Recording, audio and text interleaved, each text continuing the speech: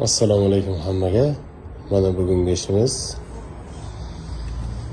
Kia Sonet 1400 km yurgan, galopkalarni ko'tarib oldik. Absolutni yangi mashina.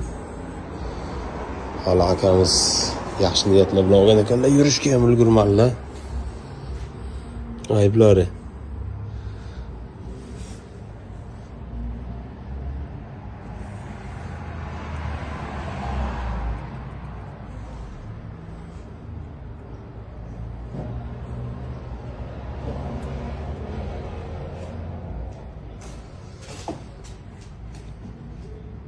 Galopkalarni ko'tarib olganmiz. Направляющlar bo'lib qolgan. Akam gaz qo'ygan paytlari mashina ishlamaganligi sababli keldilar bizga.